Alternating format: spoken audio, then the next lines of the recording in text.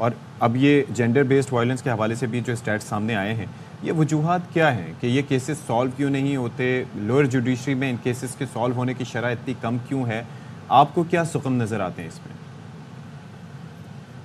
السلام علیکم، thank you آپ نے مجھے اس میں شامل کیا. دیکھیے، دو چیزیں اس میں بہت امپورٹنٹ ہیں کہ آپ جو بات کر رہے ہیں، ایک تو آپ فگر دے رہے ہیں، اور دوسرا آپ یہ بتا رہے ہو کہ وزیر انتوا جو مقدمات ہیں ان میں ہمیں اتنی زیادہ بہتری نظر نہیں آ رہی، بلکہ وہ بڑھ رہے ہیں.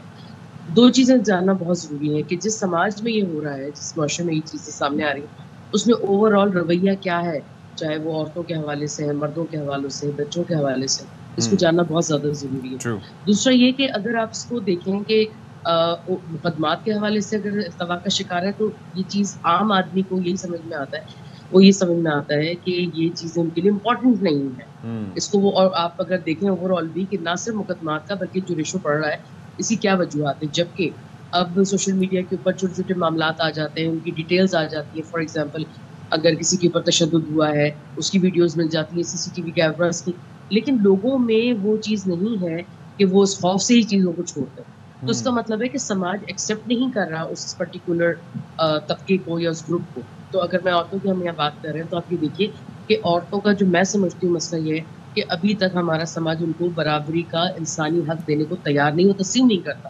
عورت کی بنیادی اور برابری جو انسانی حیثیت ہے اس کو تسلیم نہیں کرتا. دوسرا، جو کیسز ہو جاتے ہیں ان کے بھی اگر آپ ریزلٹس دیکھیں تو دیکھیے دو چیزیں جاننا بہت ضروری ہے ہمارے لیے، اور ہمیں پتہ بھی ہے.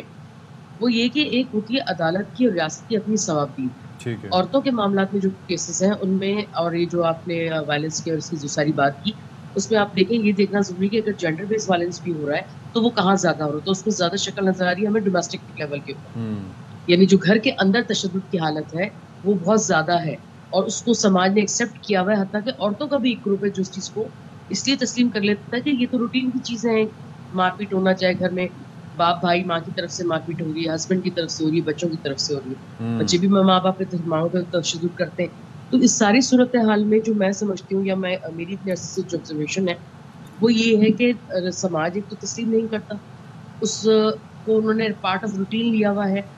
اور دوسری طرف کی جو زیر التوا معاملات ہیں، اس لیے کہ ریاست کو یا عدالت کو یہ معاملات پرائیورٹی کی اور نظر پلس نہیں سعدیہ، آتے، ملزمان بھی بری ہو جاتے ہیں کیونکہ کبھی سم ٹائمز ایویڈنس نہیں ہوتی، جو وکٹم ہوتا ہے وہ بہت زیادہ پریشر فیل کرتا ہے، پھر وہ سامنے بھی اس طریقے سے نہیں آتا.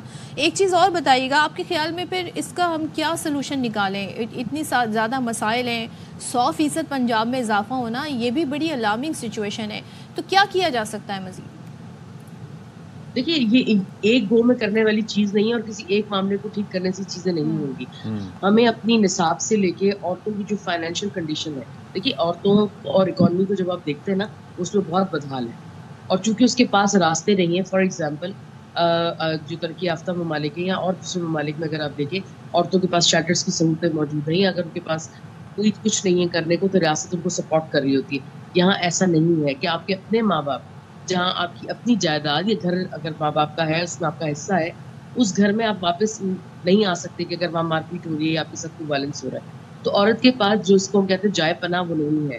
آپ جب یہ ریاست سے جب بات کر رہے ہیں تو وہ آپ کو اپنے گنے چنے شیلٹر ہومز کا، کرائسس سینٹر کا یا دارالامان ٹائپ کی چیز کا بتاتے ہیں. وہ انف نہیں ہے اور وہ کوئی حل نہیں ہے. اور دوسرا سعدیہ، آپ یہ دیکھیں کہ وہاں پر جو شیلٹرز ہوتے ہیں اس طرح کے، یا جو ایسے سینٹرز ہوتے ہیں یا جو ایسی جگہیں ہوتی ہیں، وہاں پر جو استحصال ہوتا ہے وہ تو بیان کرنے کے قابل بھی نہیں ہے.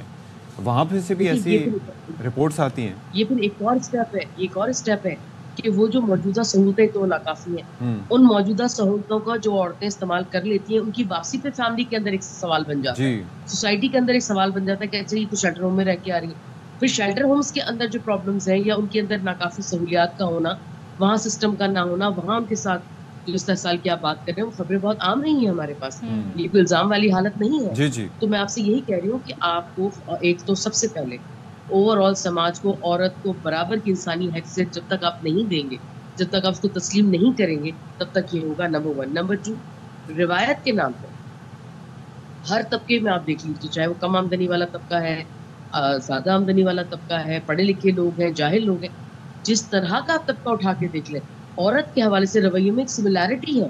ان میں جو آپ کو تعلیم دی جاتی ہے, چاہے وہ لڑکیوں کو دی جائے لڑکوں کو دی جائے, جو آپ اپنی اولاد کو تعلیم دے رہے ہیں, اس میں عورت کی حیثیت کے اوپر کوئی سوال نہیں اٹھا سکتا. اور یہ اتنا طویل عرصہ رہا ہے کہ عورتوں کے ایک گروپ نے بھی اس کو تسلیم کر لیا ہے کہ جی یہ تو از اے پارٹ آف لائف, آپ ایڈجسٹمنٹ کریں, آپ کمپرومائز کریں, آپ فیملی بنانی ہے. کیوں بنانی ہے؟ اس لیے کہ عورت کے پاس راستہ نہیں ہے, تعلیم نہیں ہے. سعدیہ اس کے اندر ایک اور فیکٹر بھی ہے, میں یہ کہتا ہوں کہ اگر یہ چیزیں موجود ہیں تو باہر جانے کی اجازت نہیں ہے.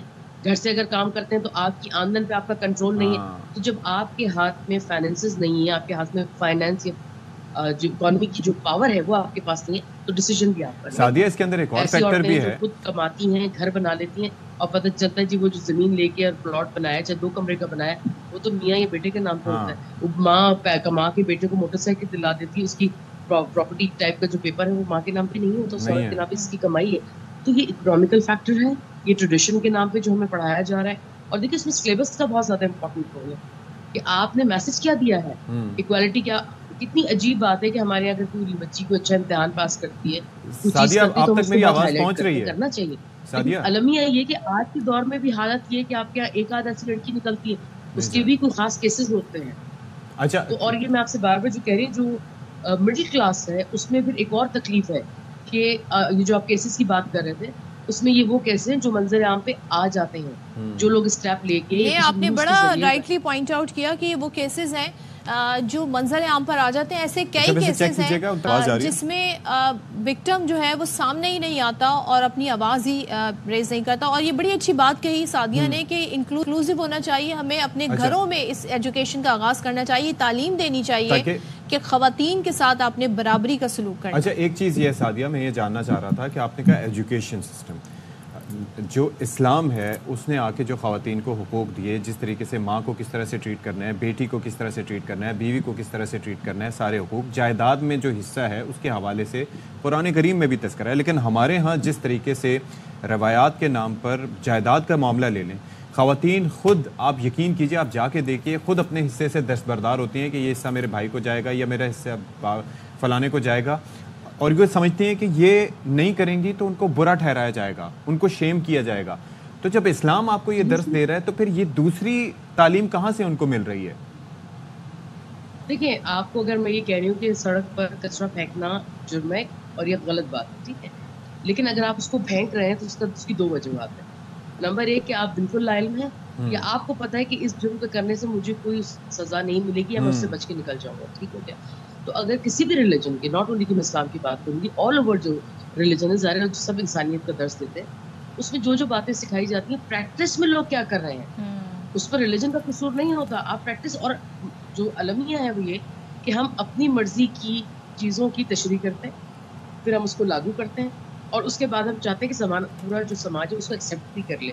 آپ نے جو بھی بات کی کہ لڑکیاں خود اور خواتین جو دستبردار ہو جاتی ہیں, جب آپ کا بھائی یا آپ کا باپ آپ سے یہ کہے کہ اگر آپ نے حصہ لے لیا تو ہمارے آپ کے تعلقات ختم ہو جائیں گے, کہ جس سماج میں عورت کو پتا ہے کہ مرا پٹا ایک تعلق زندہ ہے میرا, جہاں سے مجھے کچھ نہیں ملنا لیکن میرا آنا جانا لگا ہوا ہے, وہ راستہ بھی اگر بند ہو جائے گا. ایک بات دیکھیے, یہ بہت امپورٹنٹ ہے. پیرنٹنگ بھی ایسی ہونی چاہیے کہ جہاں پر لڑکے اور لڑکی میں تفریق نہ کی جائے اور گھر سے ہی اس بات کو سکھایا جائے. تھینک یو سو مچ سعدیہ, بہت امپورٹنٹ ایشو ہے, اس پہ ظاہر مزید بات ہو سکتی ہے. ایک چیز جو میں کہنا چاہوں گی وہ یہ کہ لڑکیوں کو آپ لوگ اتنی تعلیم ضرور حاصل کریں کہ آپ کہیں پر روزگار حاصل کر سکیں, اور چاہے آپ شادی کے بعد کام کریں یا نہ کریں, آپ کے گھر میں یہ روایت ہو نہ ہو, لیکن زندگی میں ایک تجربہ ضرور کیجیے گا جاب کرنے کا, تاکہ آپ کو پتہ چلے کہ آپ معاشی طور پہ مستحکم ہیں, انڈیپینڈنٹ ہیں. آپ کسی پہ فائنینشلی ڈیپینڈنٹ ہوں گے تو آپ کو اس کی بہت ساری چیزیں برداشت کرنی پڑیں گی, لیکن جہاں پر آپ کو فائنینشیل ایمنسپیشن ملے گی وہاں پہ آپ اپنی زندگی کے ڈیسیژن خود لے سکیں. ظاہر ہے